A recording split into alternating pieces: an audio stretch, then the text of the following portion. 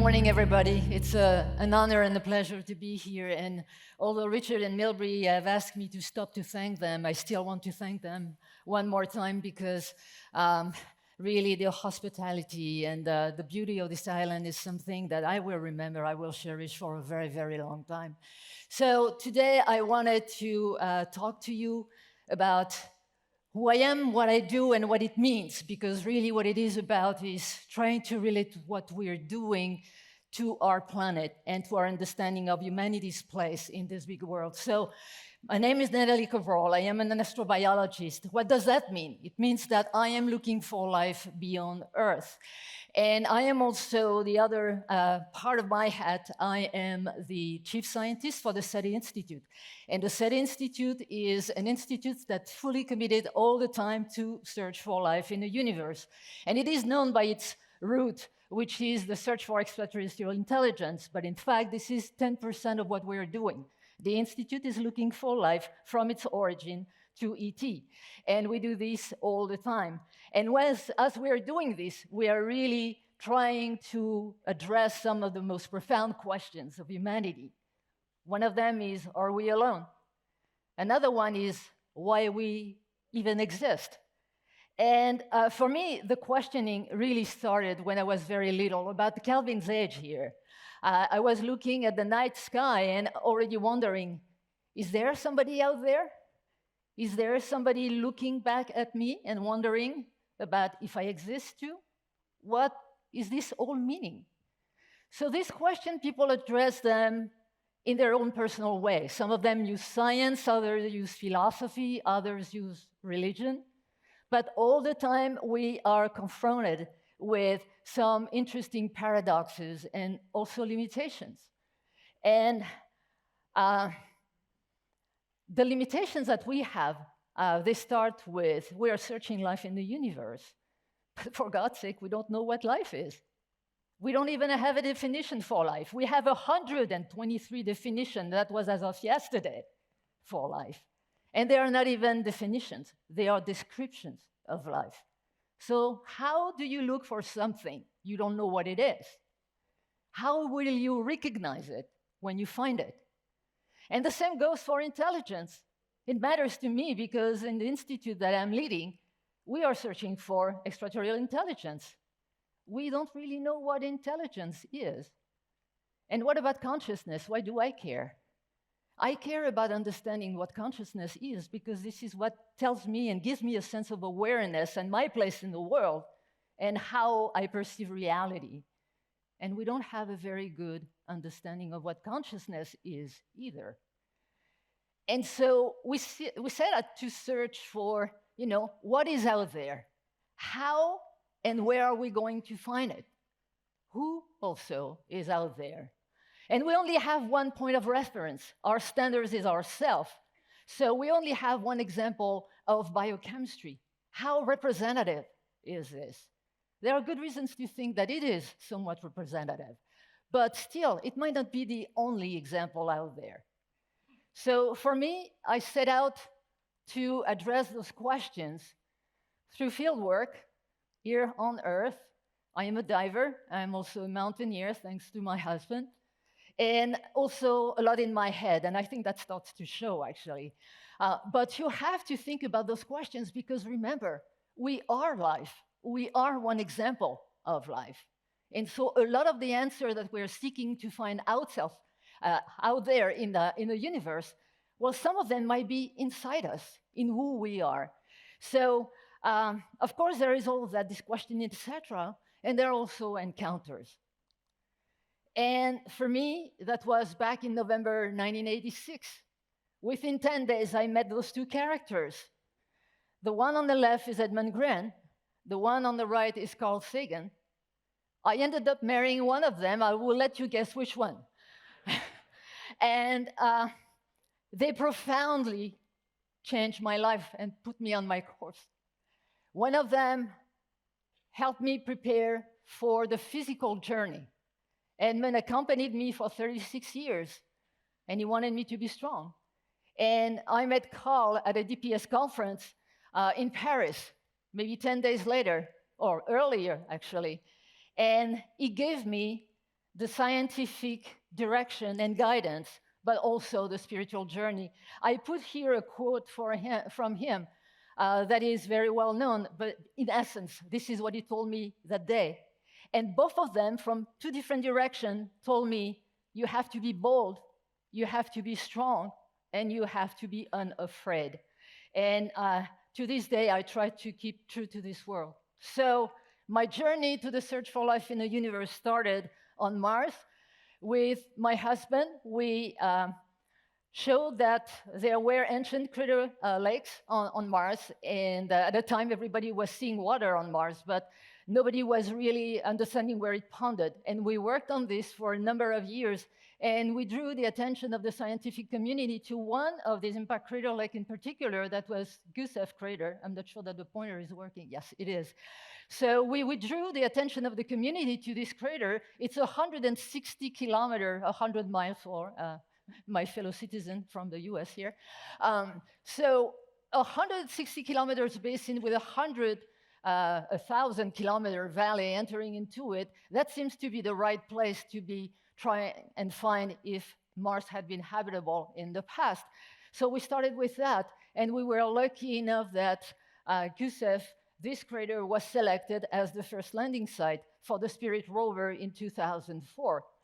So I became part of this mission team for NASA, and together we looked about habitability. Was Mars potentially habitable for life as we know it about 4 billion years ago? At the time, it was not about searching for life yet. It was about trying to figure out if it had ever been possible on the closest neighbor that the Earth has. And it's not only physical closeness, it's about also environment. Mars was very close to the Earth, the early Earth, in terms of environment at the very beginning of its history. But it was also about the privilege of being able to be one of the first human beings every single day in the mission control room to see for the very first time alien landscapes that nobody had seen before. Be really explorers with a rover and being able to see for the first time the sunset beyond the ridge of an impact crater 150 million miles away. So this is really what exploration is about as well. Finding new places, exploring. You know all that, you're all explorers. We were doing this 150 million miles away from Earth. But this was not yet about searching for life. It was trying to understand if Mars was habitable. But my mind was already racing at the time. We demonstrated with that mission, without a shadow of the doubt, that Mars was habitable. But what if life had ever appeared on Mars? Would have been able to survive? What would it look like? How am I going to find it? So at the same time as I was actually involved with the Mars Exploration Rover, I started going to the Andes and exploring the Andes. Why the Andes, would you ask? I'll explain that in a moment. I just wanted to mention that this is the Licancabur volcano at the boundary of Chile and Bolivia. It's about 20,000 feet, almost 6,000 meters high. So why do we go there? Because the Andes are probably one of the best analogs when it comes to environments from Mars 4 billion years ago. What you have is a volcanic, hydrothermal environment. Climate change, unfortunately, is very, very present there. So all of the lakes that were created during the Pleistocene a long time ago, they are now evaporating. You have lots of minerals that we find on Mars because of oxidation, a lot of aridity, lots of salt. And also, as you go high, the atmosphere is going to get thinner. And so what happens is that when you get to the summit of that volcano here, you have about a little less than half of the atmospheric pressure that you have at sea level. So this was a good place, I thought, to get there and try and understand if we could find life. And frankly, I didn't think that we would find anything interesting because the conditions were very nasty. When you are up there, you have some of the strongest UV radiation you can find in the world, especially short UV radiation. But there we went. And as we climbed that volcano, once we got on top, I had to change my mountaineering gear for some diving gears. And that's a lot of fun. In fact, for the first 2 years, I free dive. I am a free diver. And I did free diving in this volcano here in this lake. But it's not really something that you want to do. You don't want to get out with your lungs clear of air in an atmosphere that's half of that of sea level. So ultimately, thanks to Milbury, actually, we put together a diving expedition with rebreathers in 2006, and we were able to explore properly this lake. So basically what we did was to figure out, was life there? Can life resist to those conditions? And I didn't think we would find anything, but guess what? We had to fight our way through life that is there. And it's the life that you see here. It's zooplankton, but there is also the life that you don't see. And then once we find how resilient life was, we try to understand what we call the fingerprints of life, which is really important for us in planetary exploration. You need to understand what life and its interaction with the environment is going to leave in the field for you to find. And this kind of biosignature, if you prefer, can be physical as fossils, or they can be chemical as pigments, as you see here. This is an endolith cyanobacteria living in a rock. So once you understand that, once you understand the biosignature of life that could be analogous to what could have been on Mars, then you need to build the technology to go around the instruments and the methodology. When you find out what it is, you know what kind of resolution you need to have. You need to understand what kind of wavelength and what kind of instruments and what kind of robots you need to do to explore this. So I did a lot of that. Nomad here was the first robot to cross the Atacama Desert, and some of it was autonomous navigation. Then, of course, we went on Mars, but I didn't build that robot. I used it.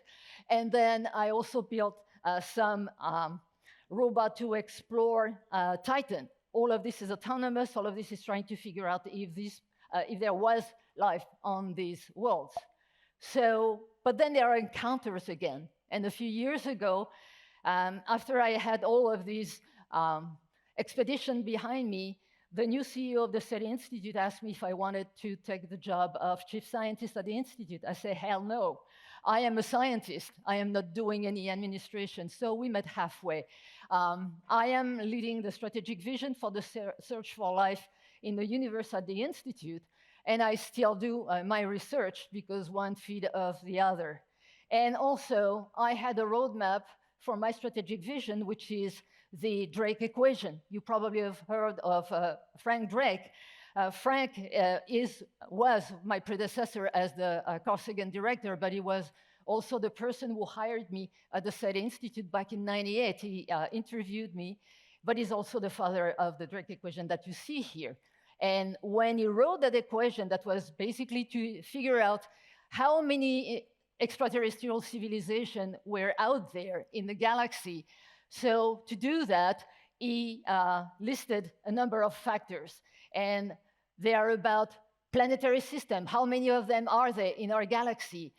How many of them have environments that are suitable for life as we know it? How many of those environments are going to develop life? How many of those environments that have life are going to develop intelligence? And how many of them are they going to develop a technologically advanced civilization? And how much this civilization is going to last? This is the L factor, the one that matters for our planet today, because we are a technological civilization, and we are going through teenage right now. So these are the kind of things that I had to think about. And now my teams, if you prefer, are multidisciplinary scientists, 100 of them at the SETI Institute, all doing many different sciences related to the Drake equation, trying to figure out if life is out there in many different ways. So I'm connecting people working from microscope to telescopes, from the solar system to exoplanets, and from intelligence here on Earth to extraterrestrial intelligence out there in the universe. But then, after doing this for a few years, I had to stop for a moment and think back. And there are a couple of thoughts that I'd like to share with you as a conclusion. The first one is that as we are seeking out life out there, trying to understand if something is out there.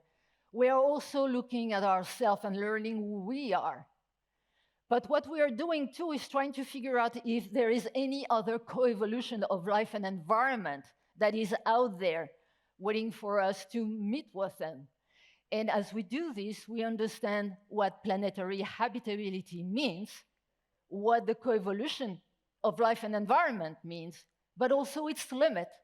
And so this gives us great tools to understand better our planet. So what we're doing at the Institute is take the technology, the methods, and the science that we are accumulating from our exploration in the solar system and beyond to look back at the Earth and use these instruments and this science to understand better our own coevolution and use those tools to buy some time and figure out a solution to mitigate the impact of climate change. And the other thing I wanted to say as a conclusion is that when it comes to understanding life that is out there, what is life, who we are and where we are coming from, it is not going to be an answer coming from one discipline alone. It is coming from multiple different places. And as you saw the Drake equation, this is the kind of equation, if you will, that I'd like to think of when it comes to the search for life in the universe, is that, in fact, we connect dots, we connect disciplines, we connect scientists exactly in the same way that you are doing here, because you never know where the answer is going to come from. And at this point in time, I sincerely think, when I see all the results and research that we have recently, that it is unlikely that an answer for the search for life or what life is going to come from biology. In fact, you see that the best progress in astrobiology has come in the past 15 years from science such as computer science, information technology, and neuroscience. Currently, biophysics is telling us that, in fact, life is not a fluke in the universe. It's not even rare, most likely. It is, in fact, the inevitable result of thermodynamics. This is the kind of thoughts that we are seeing today. And as a conclusion, I would like just to read you a little something. I put it in notes because I still need to think about it, but I think this is how we should be looking at who we are and the search for life in the universe. So here it goes. I think that in our search for life in the universe, we are like drops of water wandering about the ocean. We struggle to define boundaries when maybe there are none. The definition of a drop might be variable. The answer possibly relies more in the changing nature of the ocean at any given moment in time than in the true separation of the drop from the ocean. Maybe the drop is the ability to the ocean to infinitely shape-shift. Maybe life is a moment in time in a universe that's moving in space and time. And with that, I thank you.